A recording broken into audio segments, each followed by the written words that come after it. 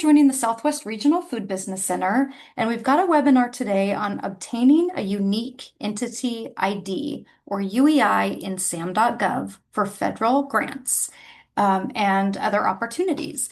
So this meeting is being recorded, and we will send out all the material, so you'll have the slides. Probably on Friday we'll send that out, and we'll send the recording as well, and we'll post it on our website. Our website, I'm going to go ahead and pop into the chat. If you are not already following the Southwest Regional Food Business Center, or if you don't know about the Southwest Regional Food Business Center and want to find out more or join our newsletter, please do. I'm going to just pop that in here. And we will, at the end of this presentation, we will have time for questions and answers. So we'll turn off the recording and we'll answer your questions. So as the presentation is going, if you have questions, feel free to pop those into the chat and we'll get to those towards the end. We'll have at least 15 minutes for questions. And today we have two presenters, and both of these folks serve as state coordinators for the Southwest Regional Food Business Center. Our Regional Food Business Center is one of 12 federally funded programs that were really built to transform the food system and support small and mid-sized farmers and food businesses. Now, unfortunately, we were terminated in 2025, where there were some federal terminations. But one thing that we've been able to continue to do and support are small grants that we've gotten out to 70 farms and food businesses. So if any of you are joining us today, we're thrilled to have you. And we're supporting those folks for their small grants to really support their small business development. But we also, within the Southwest Regional Food Business Center, want to support through webinars and other supports that small businesses need. And so that is the purpose of today's webinar. We have two presenters. We have Hector Calderon Victoria. He serves as the Regional Food Systems Specialist at UC Santa Cruz in their Center for Agroecology. And then we have Becky DeForest, and she works at the Nevada Food Business Center, the University of Nevada, Reno, and is their grant writer. So we've got two folks that are really highly skilled. We're thrilled to have them today. They're a team I get to work with on a regular basis. And without further ado, I'm going to move to the next slide and let Becky get us started. I think, Becky, did you want me to launch the poll? Yeah, we can go ahead and launch it now if you want, Tracy. Again, my name is Becky DeForest. I'm a grant writer with the University of Nevada, Reno Extension Food Business Center. We wanted to get a pulse from you guys who we have in the room. So if you don't mind taking a moment to let us know what type of entity you're representing today.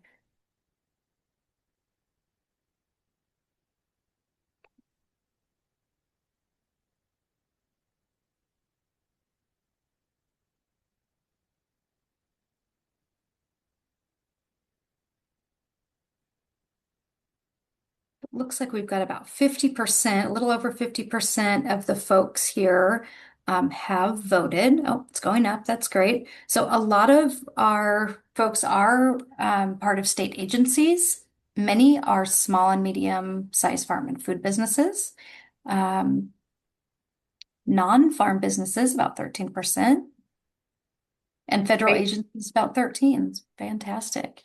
Well, that's great. Thank you for joining us today. I think it'll, having that diversity in the room will make some great discussions at the end of the presentation. For those of you that are producers or small businesses, we hope that you have some great takeaways with you after the presentation is over. And for those of you that are representing agencies, you might have your own unique experiences to share with the registration system that will be of value to the webinar.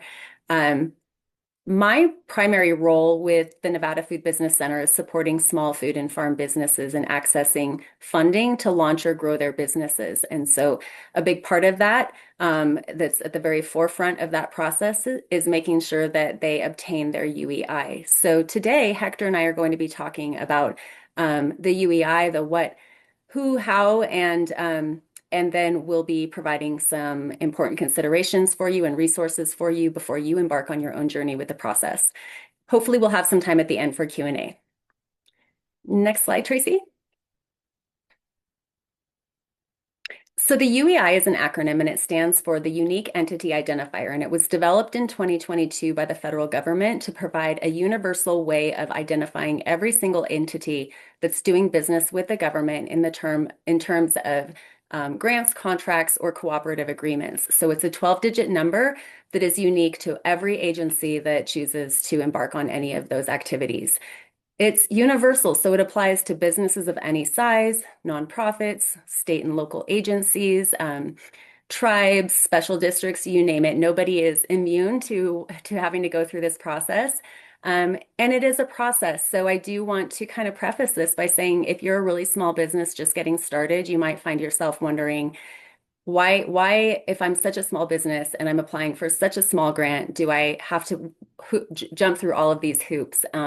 And the answer is really, this is a tool for the federal government to uphold their standards of accountability. It allows them to make sure before they enter into any contracts with an entity that that entity is eligible to do business with the government and that they're actually legitimate. And for reporting purposes, it allows them to look at what funding is going into any particular business or organization amongst, if you can imagine, this huge array of departments and programs that the federal government administers. So that's really the why behind this. And a big part of that is just being able to track every dollar that's going out. Next slide, Tracy. There are a few acronyms that you're going to run into as you embark on the UEI registration process.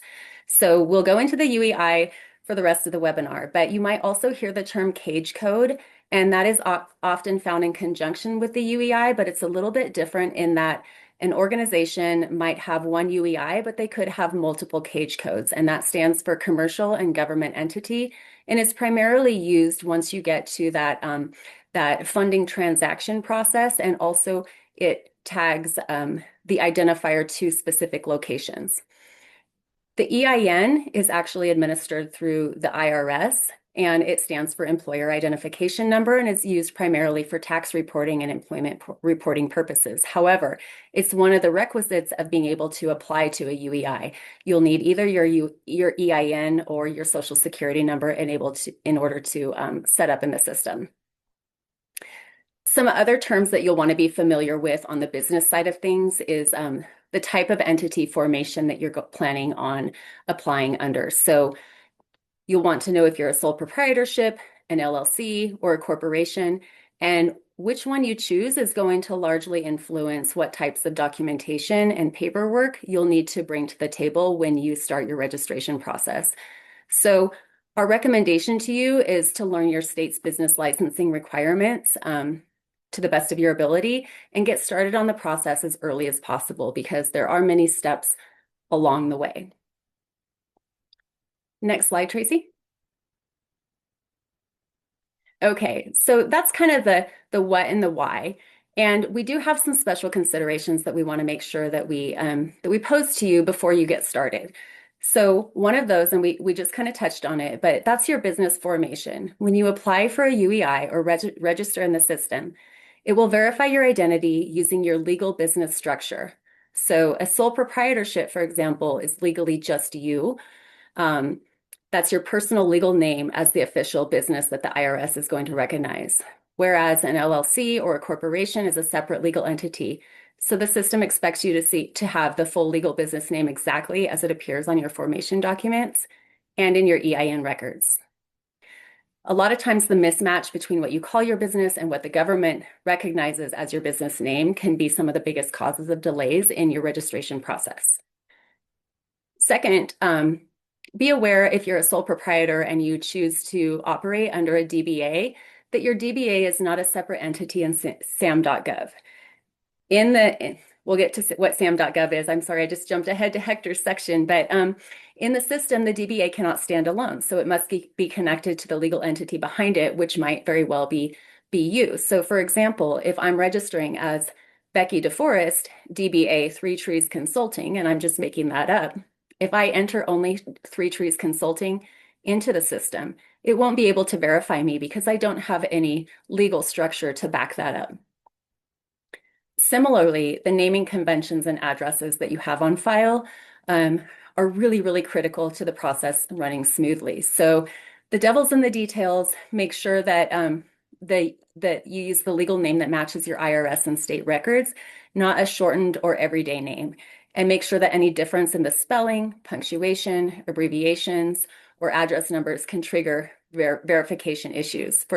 For example, let's take Three Trees Consulting. If in some documents I spell Three Trees with a hyphen, and in other documents I spell Three Trees with a space in between the two words, that alone, that little minute detail can hold my application up and create a lot of headache. Likewise, the system prefers a physical address, not a PO box or registered agent address. So if your mailing address is different, that's fine, but the physical address must match what your business formation or tax documents show. Now, this is where I just want to pause because the tip over to the right of your screen, we really want to send home that there is resources available. And if you are in one of those situations where you're in the very early startup phases of your business, or let's say where your business is doing its production activities or its processing activities is a shared space, or if your mailing address is a shared mailing address, those are unique nuances that you'll really benefit from having a professional helping walk you, excuse me, through the process so that those little details along the way don't trip up your registration. Lastly, the documentation. This will be really important for you, again, just to reduce headaches. So when you register in the system, if they don't already recognize you, you'll want to have any copies from the IRS of your EIN letters, your utility bills that reflect your business name and your physical address, articles of incorporation for LLCs and corporations, and make sure that you have hard copies and digital copies available. So with that, I'm going to hand it over to Hector to do a high-level overview of what you can expect within the system as you navigate through the process. But Tracy, do we want to do another quick poll real quick? I think we were going to find out who in the room maybe already has a UEI or who has applied for a UEI on behalf of their organization. And I'm not seeing the results immediately when. Okay, I'll narrate because I'll see it and then I'll go ahead and end and share. But we've got out 52% of participants. So let's just give it another couple seconds here.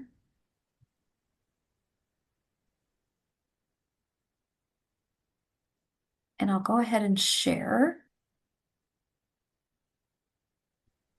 Perfect. All right. So we're looking like we got 65 people in general percent saying that they don't currently have a UEI, and so that's perfect leading into this particular portion of how to get a UEI. And as many of you all have heard, just through Becky's initial sort of getting to know why you would get a UEI, I'm going to sort of walk you through sort of the steps of to how to get it now. And so you'll normally go through SAM.gov, which is an official website of the United States government, and that is where you will sign up to get one through the SAM.gov. It is free, so you should never think you should pay or for the registering of getting a UEI or receiving a UEI. So if you are seeing that information, um, be hesitant and avoid those sort of links because it's free to get this UEI. And so there's no charge at all. Can we go to the next slide, please? And so for those who have not previously registered for a UEI, I will sort of like walk you through this process together. And this portion of the presentation will really provide a brief sort of step-by-step overview of how to register on SAM.gov, including what information you'll need and what to expect during the registration process. Our goal is to really ensure you feel confident in being able to navigate the system and understand the key sort of steps required to successfully obtaining your UEI. And so you'll see that in this sort of slide, once you're in sam.gov, you'll click on that right-hand side corner where I've with a dotted line with saying click here, you'll click on it and you'll see that in the next slide, you'll see that you're going to go to this screen, which will say, hey, sign in or create an account. To begin, you will need to create one before proceeding. And this account will serve as your like secure login for accessing SAM.gov and completing um, the registration overall. So be sure to use an email address that you check regularly, as it will be important for like verification and registration updates. You'll be sent to that email, and then also making sure that you save the email that you'll be using. Because I know that a lot of times we have business emails, we have personal emails, we have other emails that we use. And so just making sure that you keep track of these along with the password that you've obtained. Of course, if you forget your password, you're always able to request for a new one. Next slide. Once you've successfully logged in and you'll navigate to your workspace, which is what you're seeing right now, which is called the workspace dashboard within SAM.gov. And from there, you'll locate the entity management widget. So, and then select get started or register entity to begin the registration process, which is what you'll see at the very bottom left-hand corner. And this will be sort of the steps that I'm going to go in these few slides coming up to guide you into the step-by-step workflow required to initiate your entity registration, which I'll give a brief overview as we sort of like look through this process as well. So next slide. Once you've clicked the Get Started button. In these next steps, you'll be asked a battery of questions. That one, in this case, you'll need to answer accordingly. For the sake of this particular situation, this is hypothetical. As an example, we are a farm or ranch, and the producer is applying for a federal grant, such as, let's just say in this case, the value added producer grant through USDA, right? So you'll normally just select that we're directly with the US federal government, and then you'll go to the next slide. You'll see, and in this case, you'll also then say like, hey, because this producer is applying for a grant, such as the Value Producer Grant, we will be selecting applying for federal financial assistance because it is a grant. And so we'll, as you can see, I've selected there. Next slide. And then because we are working with the US government through USDA, we will be selecting federal government. But you'll see that there are other options even within the sort of required entities that you'll be wanting to work with. And so this may be very different if it isn't necessarily with the federal government. So just so that you can kind of see within there as well. Next slide. Then you'll come up against this, and during this step of the process, it is important to carefully select the appropriate registration option. As highlighted on this slide in purple, which is that purple box, first option listed is the most basic registration type. And for many of our farmers and small scale producers, this selection is typically sufficient to meet compliance requirements associated with most federal grant programs. So you can see that it normally is all one long list, but I couldn't get the whole thing to fit in this slide, so I've split it. But you'll notice that I've circled the one that has the little check marks around like what exactly it entails. And this is like the lowest of effort, right? Like the very bare bones of what you need in order to apply. And of course, there's other ones. There's that recommended one right in the middle, which is financial assistance, and then all awards. And you'll see that there's like a requirement of different questions that will be asked depending on how you select this option. So just FYI when you're doing this. Next slide. At this stage of the registration process, it is essential to ensure that your business information is entered exactly as it was originally registered.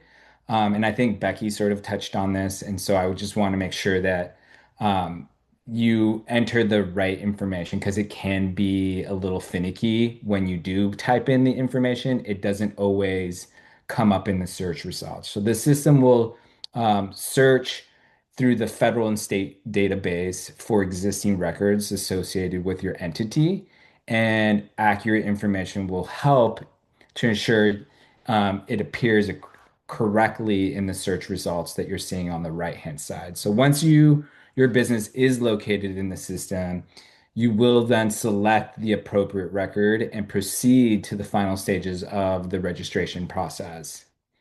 And and then eventually, once you've clicked on it, these will be sort of the final stages, including reviewing and confirming your information and certifying your submission to make sure that your UEI is formally active. So in that process, I wasn't able to kind of get through the last components, but there will be a portion once you've selected your business in the search results and you've found your business. It will ask you another question whether you're going to want to make your business and UEI publicly searchable. And so you'll want to make sure that you click the box to make that active as well, because it is an important portion so that folks can find you in case that is needed on the back end for some of these grants. Next slide. And now we're just going to go for those who are already registered and have a UEI number. And you'll want to use the same website that I've mentioned, SAM.gov, and do the exact same steps. We'll just explain for those who have just created an account. It was a little different, but for those who are already have an account, you'll just sort of sign in, do the same sort of steps. You'll have your existing email and password that you created. And once you're in, you'll see the same slide. If you can go to the next slide, you'll see that we'll be back at this dashboard again. In that dashboard, if you have an already existing account, you'll go to the option where it says renew or update entities. You'll want to make sure that you're updating your registration at least 30 days before it expires. As UEIs itself doesn't expire, but your annual registration does. And you'll see it in a minute towards the end of our presentation.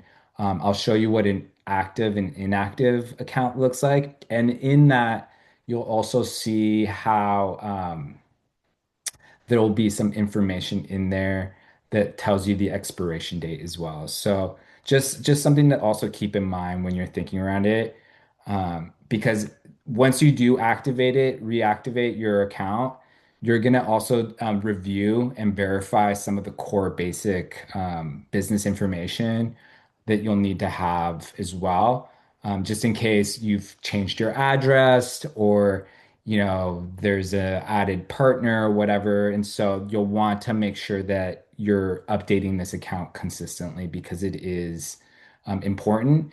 And on top of that, if if you kind of catch it before it delays, it won't create any sort of delays when you're having a federal grant that's currently active. Next slide.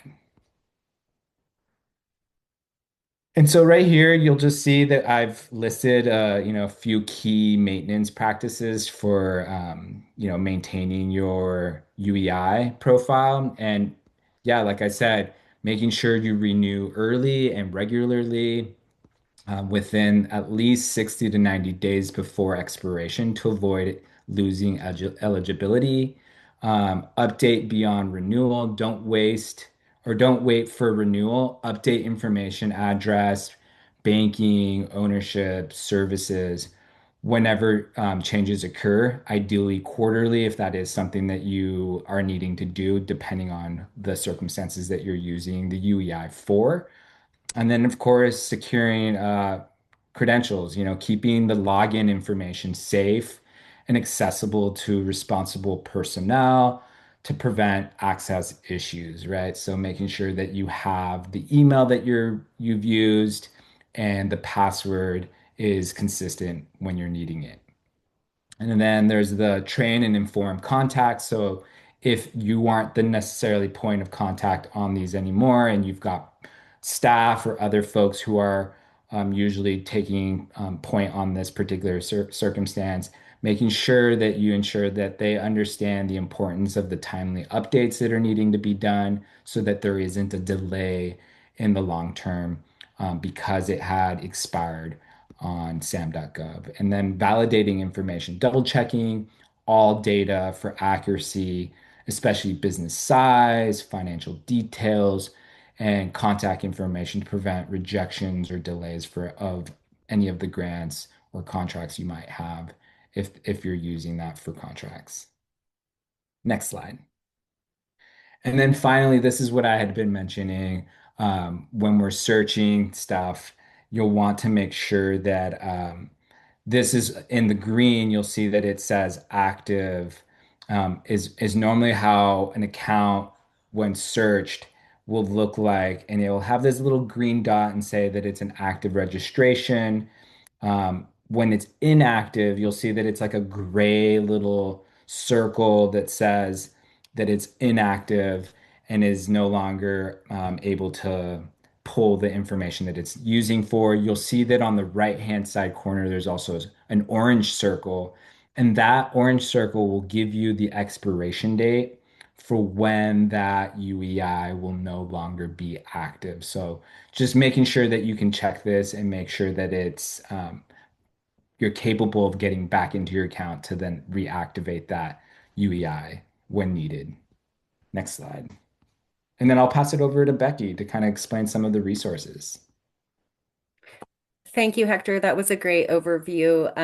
I hope that helps kind of put into context some of the screens that you can expect to see and some of the purposes behind the documentation that we discussed earlier. As both Tracy and I mentioned, and Hector, I believe, it can be a cumbersome process, especially if you're in the earliest stages of startup. And there are resources that we've identified in each of the states that our Regional Food Business Center represents that are pretty well versed in the processes. And so we wanted to mention that myself and Hector, representing Nevada and California, and then two of our counterparts in Utah and Arizona, are also on the call. And if you guys want to put your emails in the chat, we're definitely resources that can at least, at minimum, help steer you in the right direction. But also, we have great partners through the Apex programs, the Apex Accelerator programs, and there's a program in each state. And the purpose of those Apex programs is actually to specifically to assist businesses and other entities in signing up to contract with the federal government. So they're in these details every day, and they're great resources. We also, I know in Nevada, we have a great partnership with our Small Business Development Center, and those folks are pretty well versed in this process as well as in each state business formation process. So they're going to have a good high-level overview for you of where you need to start, again, if you're in that early formation. And then I noticed in Utah, there's some rural development resources and whatnot. So I believe we will be sending this resource list out after the presentation, and so you'll have access to those. Up at the top, we mentioned the SAM.gov help desk and also the Federal Service Desk. So that is the kind of official free technical assistance tool offered through SAM.gov should you have any issues. And even if, let's say, you have an organization that has a UEI, but your administrator has switched over, they've left the organization and you need to change to a new administrator and you're having a hard time doing something like that, then the Federal Service Desk will be a good option for you to work through those types of glitches. So those are our resources that we wanted to share with you. Thanks, Becky. Thank you, Hector. That was a great presentation. These things can seem cumbersome and challenging, but once it's broken down and simplified, they're very easy. So I think that both of our speakers today really helped to make it simple, make it easy so that you all can be successful. So one thing we want to make sure you're aware of is that in each state, we have representation from the Regional Food Business Center. In Utah, we have Kaylin Burns. In Arizona, we have Taylor LaRavia. In Nevada, we have Becky DeForest, who you met. And in California, we have Hector Calderon Victoria, who you also met. Their emails are pasted into the chat. And then we hope you'll subscribe to our newsletter and stay in touch with us. We often will include things in our newsletter. We like to uplift our awardees, but we also will have opportunities for funding or different events that are coming up. So there's a QR code here to our website. You can scroll to the bottom of our homepage and access our newsletter subscription. It goes out once a month. In fact, I think the next one goes out next week. So we hope that you will join us there. And then we also have a website. Get to know us by visiting. With that, I'm going to launch a quick poll and ask you the question that we started with. Are you ready? So about half of you did not have a UEI. And so we wonder if you feel like you're ready now. With that, I want to just thank you so much for joining us today. I want to thank Becky and Hector for presenting and doing a really simplified um, overview today of obtaining a UEI. The last thing I want to say before I pause the recording and move over to Q&A is that you always want to make sure and talk to your tax professional. If there are questions that you have about obtaining your UEI, and if you need an EIN number, or what kind of sole proprietorship or what type of business you want to have or use for obtaining a UEI, we always highly recommend talk to that tax professional.